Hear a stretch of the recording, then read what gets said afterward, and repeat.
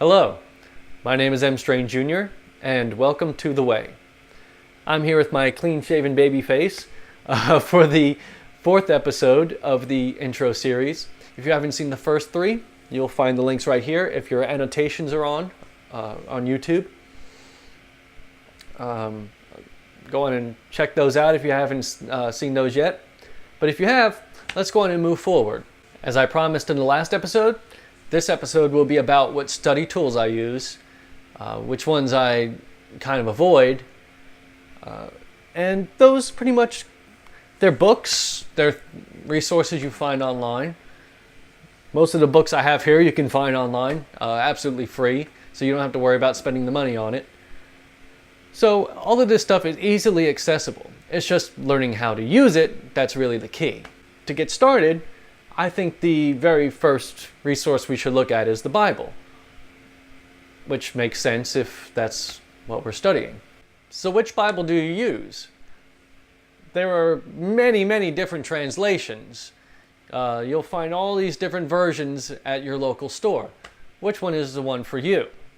Well, when I get into talking about the Bible in season 1, where I talk specifically about the Bible itself, I'll explain to you why the King James Version is a terrible version of the Bible. As such, I don't even have it on my shelf. I've stopped using it. I do have the New King James Version here in the form of this Gideon Bible. This thing is marked up, and I have lots of dog-eared pages, and I mean, it's just, there's a lot of markings in here.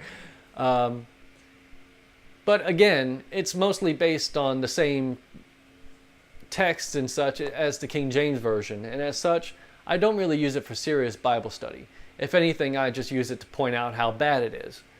So we're going to go on and put that to the side. You also want to avoid paraphrase Bibles, such as this one. Here we have the Contemporary English Version of the Bible. Now these are good for people who have a lower reading level. It's a fairly easy read.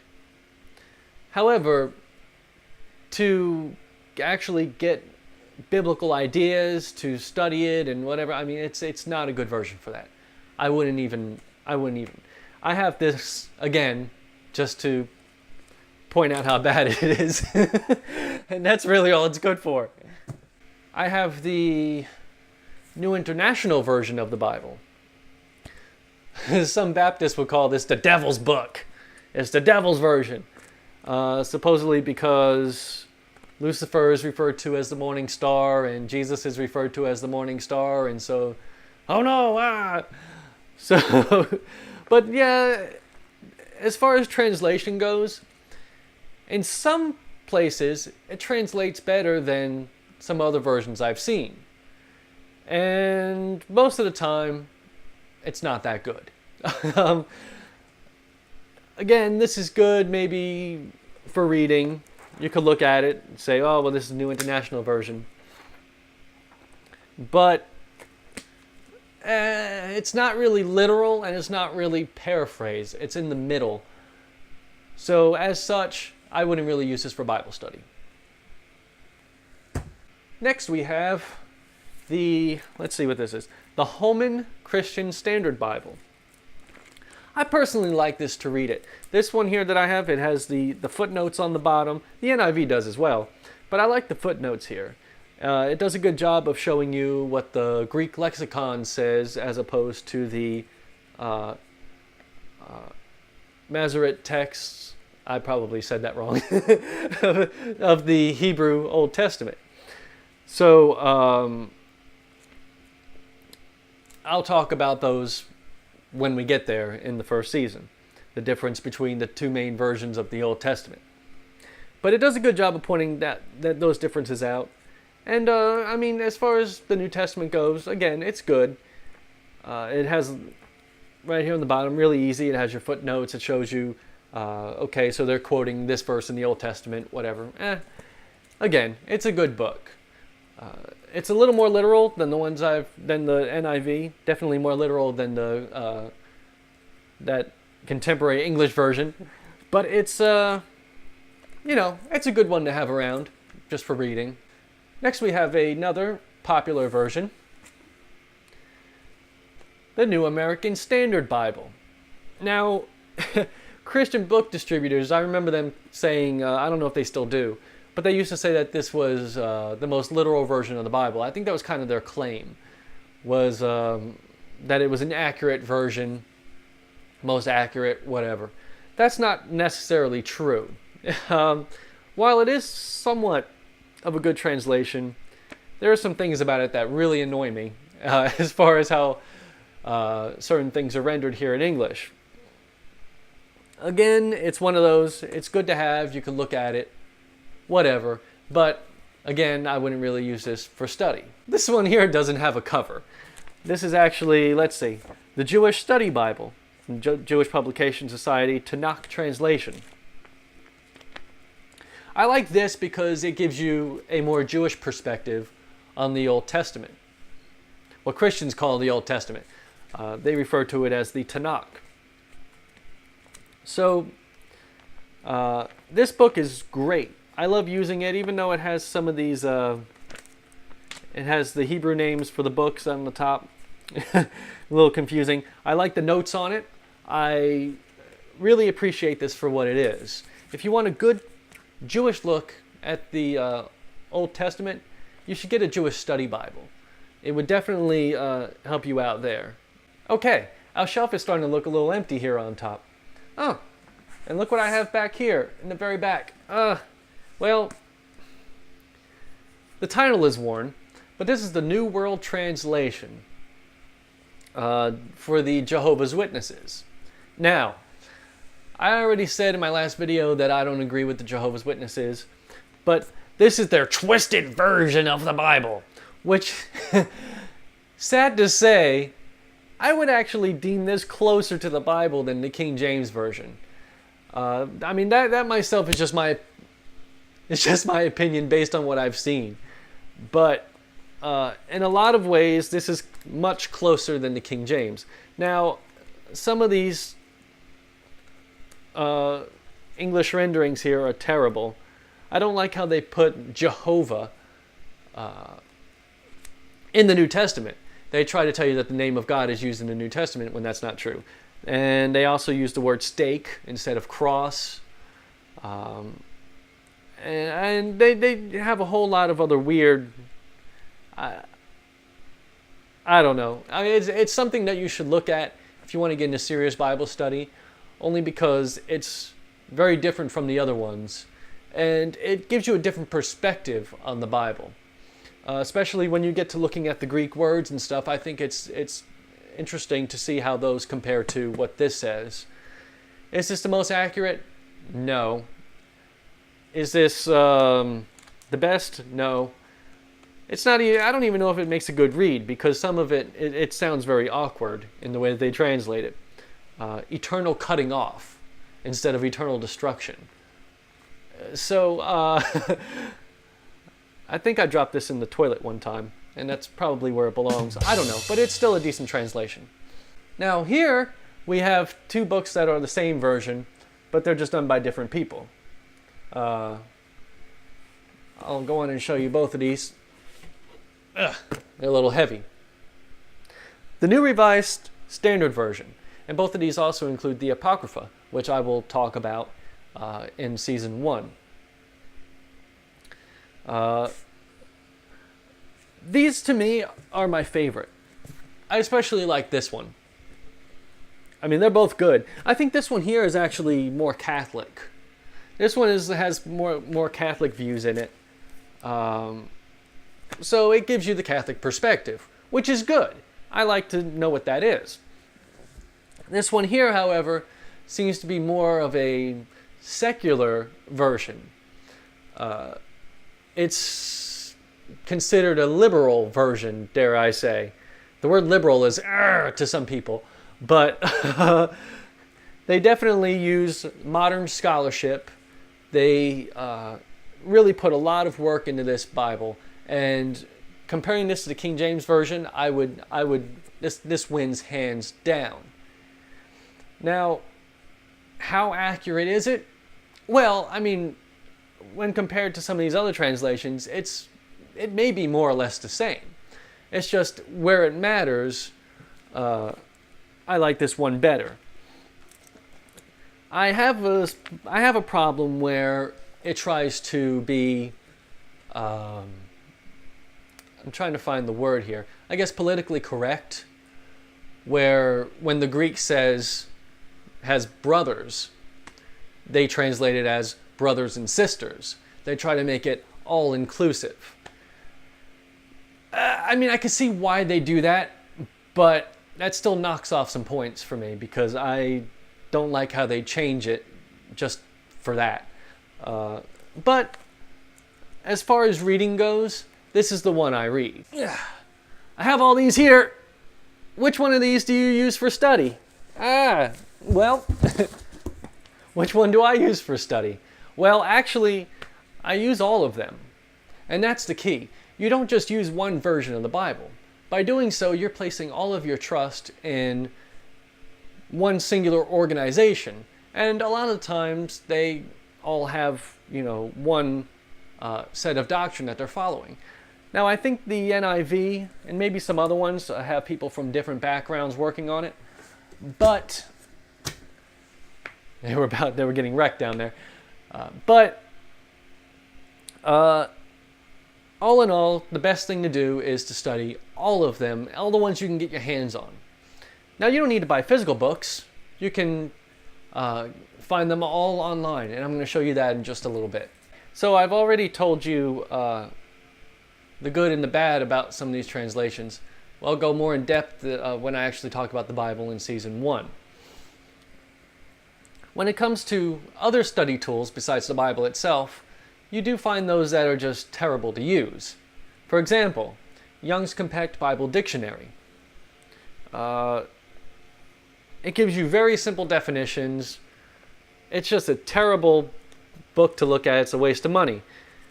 An example is the definition of Constantine. It says Constantine, the first Christian emperor of Rome. Well, whether he was Christian or not is actually very debatable, and there is plenty of evidence that he wasn't exactly as Christian as the Catholic Church wants you to believe, and other denominations.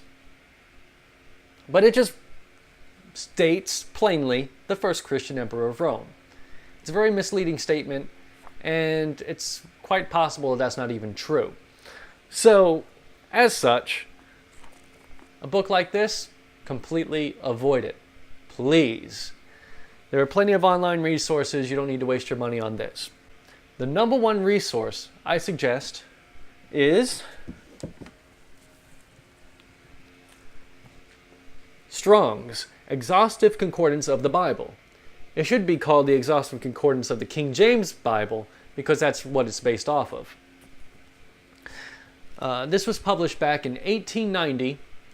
James Strong and over 100 of his colleagues put this thing together. Now, James Strong was a Methodist professor and scholar. So, I really, really like this book. Let me show you what it does. You look up a word that you find in the King James Version, okay? Such as, here we go, Samaritan. You look up the word Samaritan, and it shows you how many times the word Samaritan is in the Bible. And all around it, you'll find similar words like Samaria. And what it does is it shows you the little section that the word appears in the King James Version, such as in Samaritan, but a certain Samaritan as he journeyed. Okay? And then it gives you the Bible reference, Luke 10:33, and then it gives you a number. The number tells you the Hebrew or Greek word that the English word came from. So here for Samaritan, for example, it says 5441. Numbers that are in italics are for Greek words, whereas just the regular numbers are for Hebrew.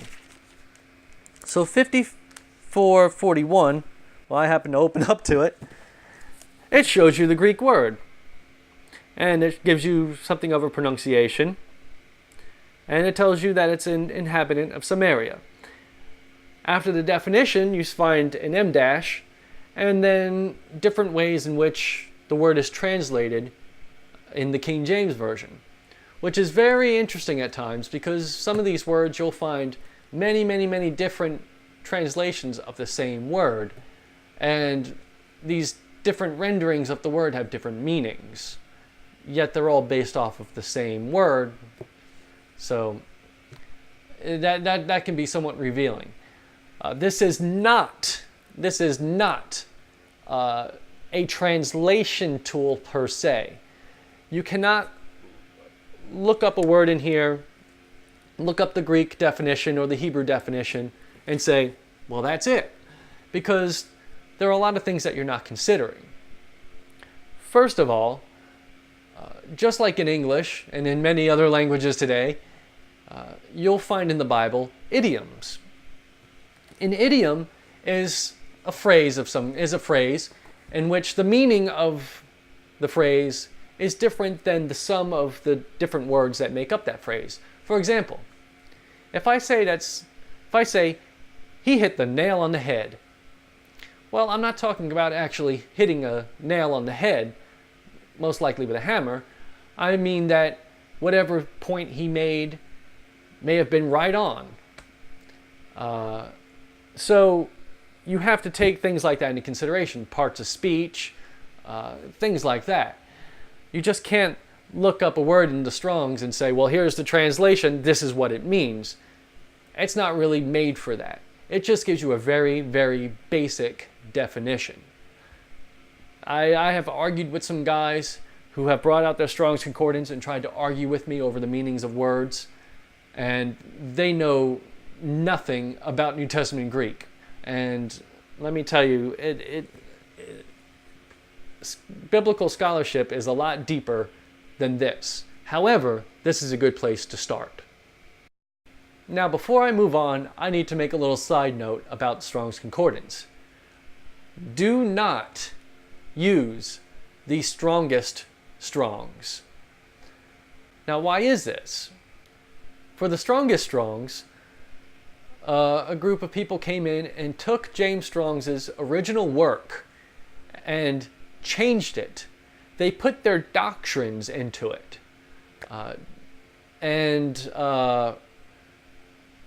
Let me tell you, as someone who produces original work, I would be very peeved if someone took my work and changed it and kept it under my name.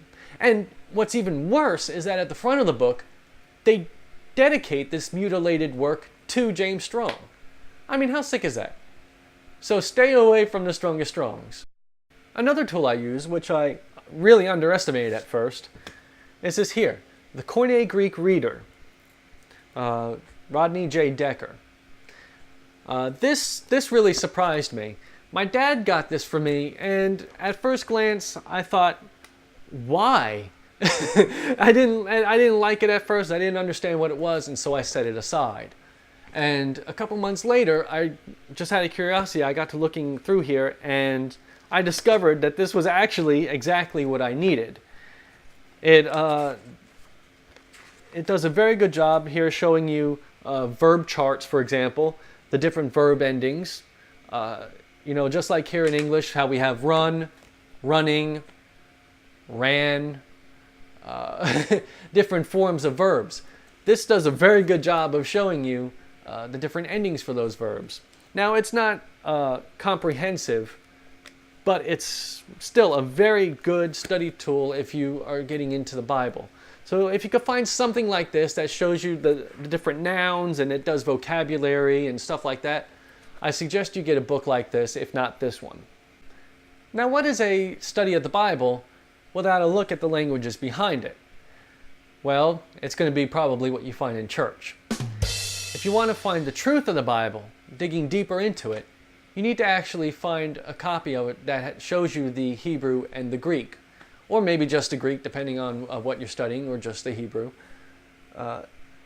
This is my first book that really got me into this. This is an Interlinear Bible. This particular book, it's great for the Hebrew.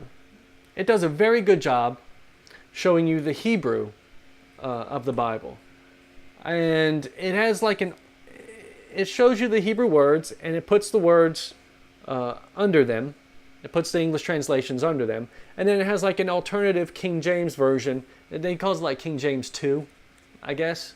I don't know if that's a real translation or if it's just this guy's along the side here. And on top of that, above each Hebrew word, you'll find the Strong's number for that word. So it makes it very easy to tie this into Strong's Concordance. So if you have a Strong's Concordance, a good interlinear with these Strong's numbers over the words is a great thing to have. When it comes to the New Testament, however, there's something very important I have to say about that. This is the Greek behind the King James Version of the Bible. Now, again, when I get into talking about the Bible in Season 1, I will talk about how complex all of that really is, because there is not just one text from which our Bible was made. There's thousands and thousands of Greek manuscripts out there, dating through the centuries. And the ones that made the King James Version were mostly later ones that were corrupted. The Greek that you see here is a compilation. It's basically just the Greek behind the King James Version. So while it's good to look at, it actually just, I don't know. I wouldn't take it all quite so literally. And in fact, here I have, in the very back, I wrote many of the main Greek manuscripts. I put them on the back. And you'll be surprised, man, just how different they are from this.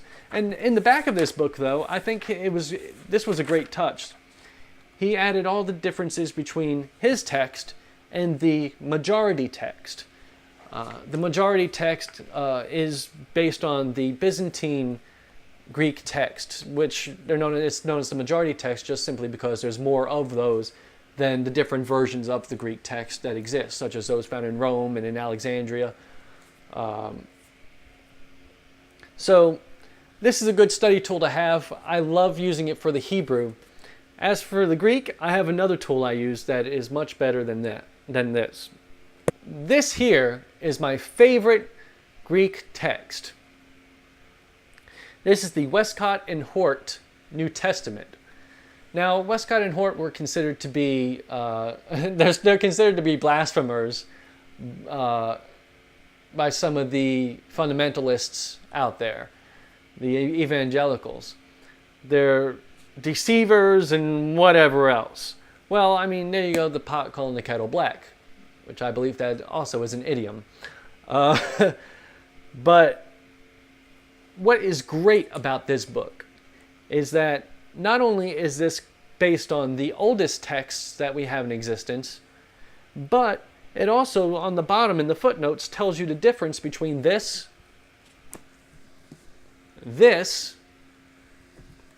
and the text that's used for many of the modern Bibles, such as this. So you're able to see all the different variants between these three major sources. If you don't know what I mean as far as variants go, let me put it to you like this. Here's one random page out of the book of Mark. You may not be able to read it because of my focusing, but you see all that yellow there, all that highlighting? Each of those highlights represents a variant, a place where different manuscripts say different things in the Bible. As we get into really learning about the Bible, you'll get what I mean about this. It's a very valuable study tool. And it even has a little dictionary on the back, which I like. Again, it's just a basic dictionary. It shows you your Greek words, tells you pretty much what they mean. Very valuable tool. I suggest you get this. Now this book here that fell over before is from Thayers' Greek English Lexicon of the New Testament. Joseph H. Thayer. Thayer. If I if I remember correctly, he was a Unitarian, where they believe that Jesus was not Almighty God in the flesh. And there are actually a surprising number of Christian doctrines that teach that. We're so caught up in Catholicism and the Lutherans and the Baptist, Methodist, Episcopalians that we forget that there are a lot of other denominations out there that believe different things. In this particular edition, you find the Strong's numbers along the sides with the Greek word and Thayers' definitions. These definitions are way more in depth than what you'll find in Strong's. I mean, we're talking about pages, and he'll tell you how it's used differently in different places within the Bible and so on. I mean, this is another one of those study tools that are just excellent. This does a good job of laying it all out there, and in the back you find forms of verbs. I like this edition, especially since it goes with a set. And again, this is another valuable tool to use. There are different versions of it, but it's good to have. Now, for studying the Hebrew of the Old Testament, one of the big ones to use is Brown Driver Briggs' Hebrew and English Lexicon. And this edition also has the Strong's numbers along the sides. You see how it all ties in. It makes it so easy when they all use the same numbering system. It originally didn't, but this particular edition has that. You might want to make sure that the one that you buy says something similar to coded with Strong's Concordance numbers, just as the Thayers book does. That way, if they're all coded to Strong's, it just makes it so much easier to use. This, while Thayers was for the Greek, this one here is for the Old Testament, the Hebrew here. Again, these definitions are great. I don't think they're quite as in depth. I don't think they're quite as, as the Thayers is with the Greek. But nevertheless, it's still a very good book to have. And if you can get this, get it. A very similar tool to use is the Englishman's Hebrew Concordance of the Old Testament.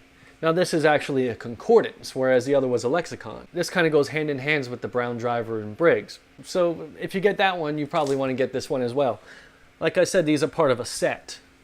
So if you can get these three together, that would just be awesome. And if I can find them together, I'm going to put the link at the bottom.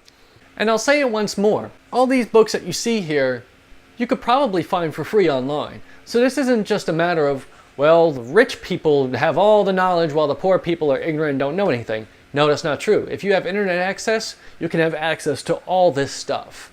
If you don't have internet at your home, you can always go to the library.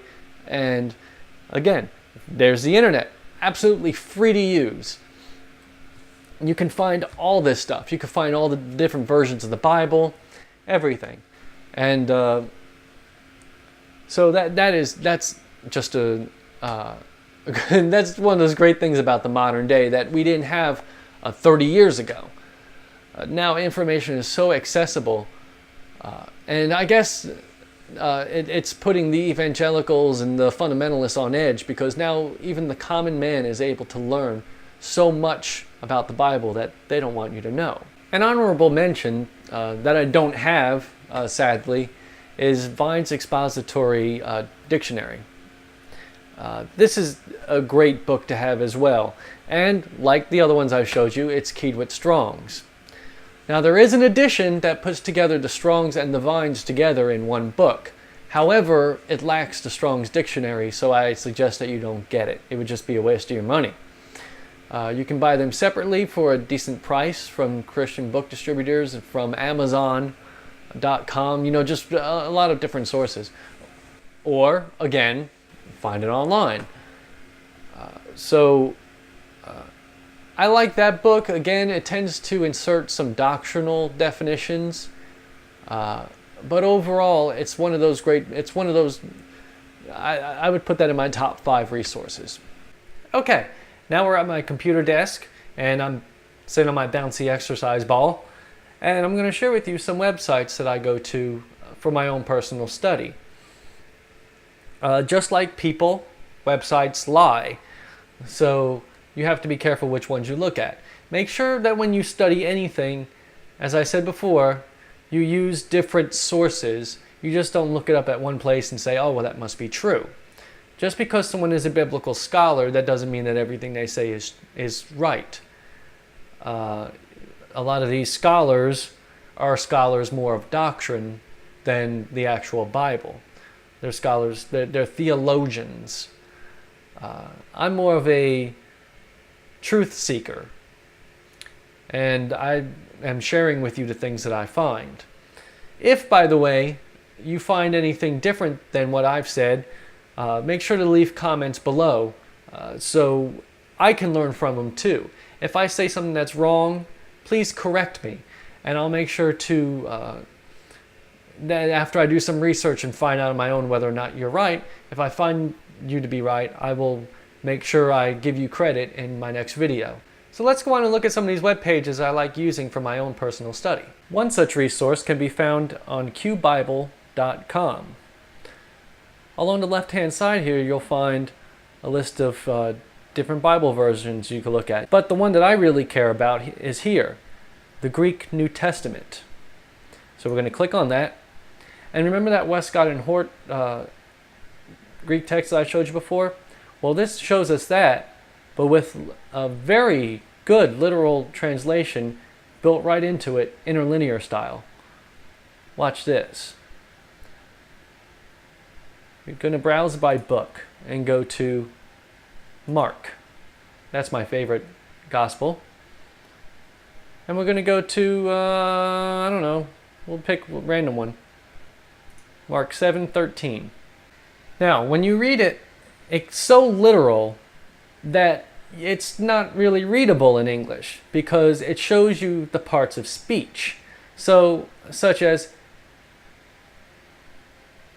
having authorities to the one, to a fourthly of the one, of a deity, unto the one, unto a giving beside of ye, unto which ye gave beside, and to take along beside, to the one, unto the ones these, too much ye do unto. So, of course that really makes no sense.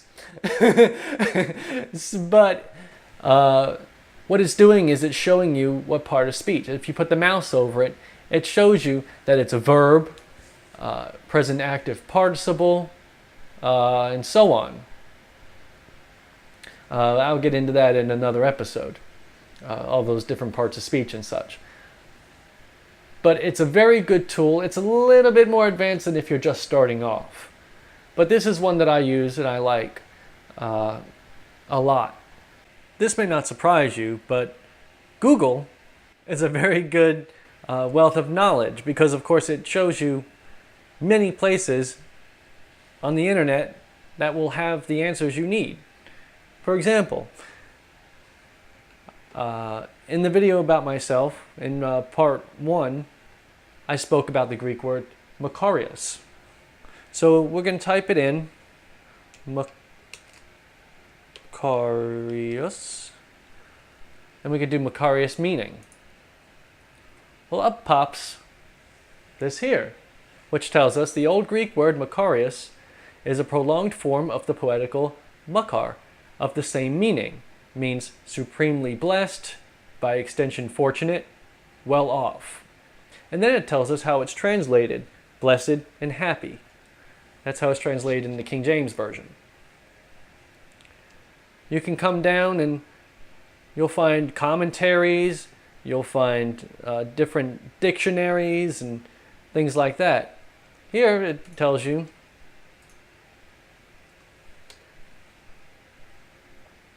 original word, it tells you the part of speech, it's an adjective. The short definition is basically how it was translated into King James. Makarios. But then see, this particular website gives you the Christian definitions. You have to remember that the words in the Bible were words of a language, and the Greeks did not follow the biblical God.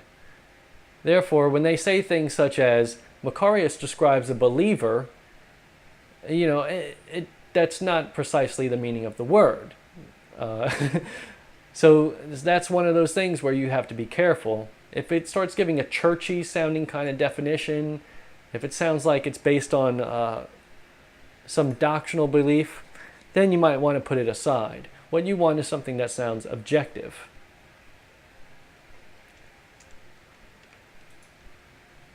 So, BibleStudyTools.com. They have a lot of great stuff to look at.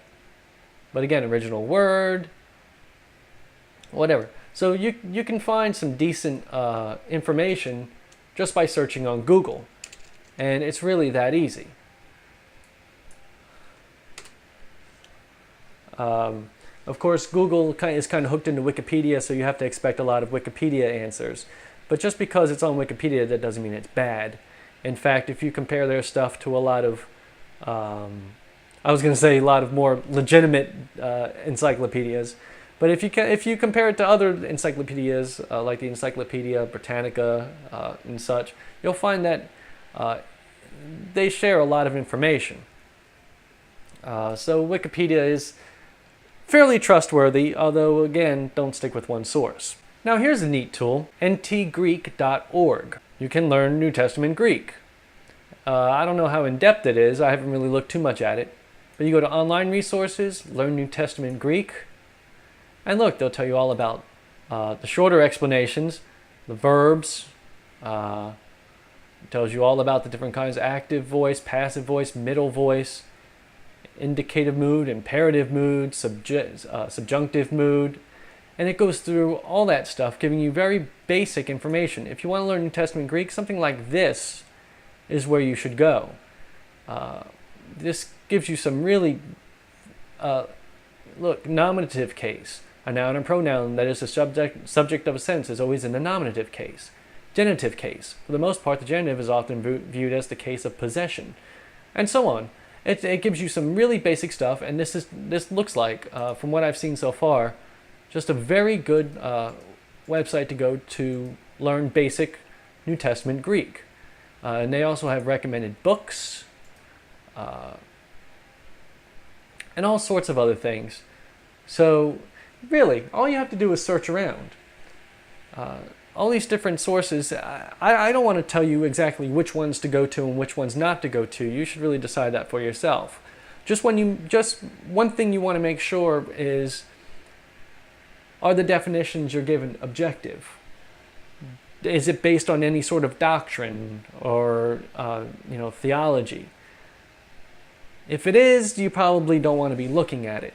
You want something that would give you a good, clear definition of the Greek word. Because again, Greek words, Greek was a language spoken by many people who didn't even believe in the Bible. So to look at the definitions of these words through a Christian lens, it gives you a subjective definition. Now, I plan on talking about the difference between subjective and objective in an upcoming video. It may be the next one, it may be the one after that. But yeah, just really, that's all you have to do. Go online. A lot of great resources here. Another great tool that you can use, that you can download onto your computer, is called eSword. E-sword, which you can get at esword.net. Now what's great about this is you're able to have a whole bunch of Bible translations right there on your computer. And that makes it easy to look between them and whatever, and you could also get the Strong's Concordance for it, all sorts of other things. Here, let me open it up and show you. Alright, here's the main interface. I have all my different Bible translations up here, and as you can see, there are a lot. Some of them are free, some of them you have to pay for, and I'll show you that in a minute. Right now, I'm on the Westcott and Hort Greek New Testament with Strong's numbers, the same as that black book I showed you earlier. But if you want to, you can go to the Bishop's Bible. You can look at the, let's see, we have all these different ones here, the ASV, the American Standard Version, the Geneva Bible, And just all these different versions here. Wesley's New Testament. All the way back, the King James Version, 1611. Okay, this is, the first King James Bible to come out. You can explore that, and it has the Apocrypha in it. So, I mean, there's just so many different translations right here. As you can see, all I'm doing is clicking up here. And all these different versions. Now, as you can see on the bottom here, we also have Strong's and Thayers and Webster's. We have commentaries up here. The Geneva commentary, from the Henry commentary, Jameson, Fawcett, and Brown commentary. I've actually messed around with the physical books there. So you can even put study notes down here on the bottom right. So let's say you want to look up a Strong's word. Here's the Hebrew words, the ones that begin with H, the Greek begin with G. 2010. Shows you the Greek word, it shows you the English equivalent spelling, the pronunciation, and it tells you the Strong's definition. I mean, right there. So easy. And like I said, this is a free program. What you can do to get more books is you go download, and you can do Bibles, commentaries, dictionaries, devotions, graphics, reference books. So let's look at the Bibles. Here it tells you which ones are already installed and which ones I can download. You have plenty of free translations, and those are pretty good by themselves. Now, the premium books you have, like the Amplified Bible, and some of these other ones here. If you want to see somebody making money off of God's Word, quote unquote, let's look at the Amplified Bible.